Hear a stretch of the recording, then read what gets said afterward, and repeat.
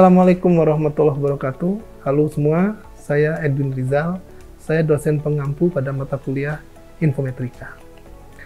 Pada pertemuan kali ini, kita akan bahas beberapa materi pokok. Salah satunya adalah pengertian informasi, juga ada informasi ilmiah, serat informasi yang baik, dan kajian informasi pengguna. Kita mulai dari pengertian informasi.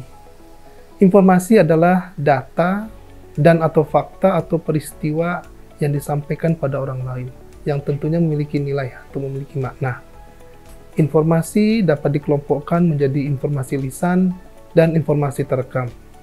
Informasi yang diolah di lembaga informasi dan perpustakaan biasanya informasi terekam, karena informasi yang terekamlah yang paling bermanfaat bagi pengembangan pengetahuan manusia.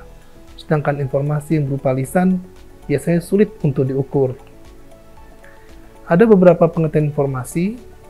Ya, informasi terekam dapat dibedakan lagi menjadi informasi ilmiah dan informasi tidak ilmiah. Ilmu pengetahuan dan teknologi atau IPTEK membutuhkan informasi dan juga sekaligus menghasilkan informasi. Informasi ilmiah sendiri ada 3, yaitu primer, sekunder, dan tersier. Informasi primer sendiri adalah informasi yang diterbitkan pertama kali dari penerbit atau sumbernya secara lengkap dan asli. Misalnya tulisan dalam majalah, laporan penelitian, dan lain-lain. Informasi sekunder adalah jenis informasi yang bertujuan untuk membuka informasi primer. Informasi ini bukan dihasilkan dari sumber pertama yang menerbitkan gagasan, namun hanya berfungsi sebagai alat untuk menelusur lebih lanjut keberadaan informasi primer tadi.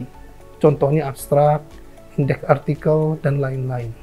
Sedangkan informasi tersier adalah keterangan atau tulisan dari sumber tertentu yang dapat digunakan untuk mengetahui atau menelusuri sumber-sumber informasi sekunder, misalnya katalog indeks di bidang ilmu tertentu. Lalu, seperti apa sih syarat informasi yang baik itu?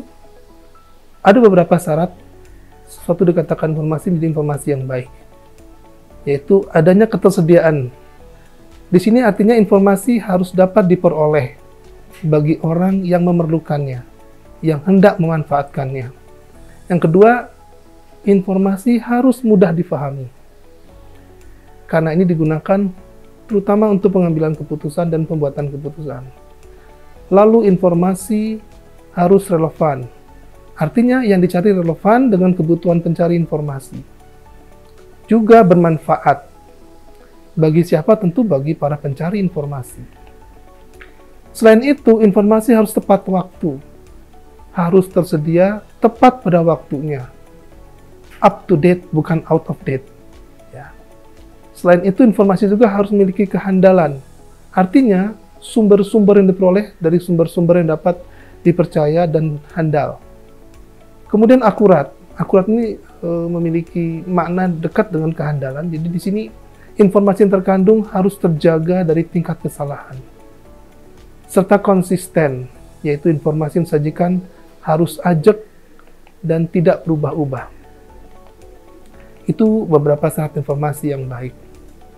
Kemudian, kita berlanjut kepada kajian penggunaan informasi. Penggunaan informasi merupakan hal penting dari tujuan adanya lembaga penyedia informasi, termasuk perpustakaan di dalamnya. Dan penggunaan informasi adalah perilaku mencari yang mengarah ke pengguna informasi untuk memenuhi kebutuhan seseorang. Kajian penggunaan informasi dapat dilakukan dengan berbagai cara, antara lain melalui analisis sitiran atau citation analysis. Ini akan kita bahas pada pertemuan-pertemuan berikutnya. Demikian yang bisa disampaikan pada materi apa itu informasi. Terima kasih.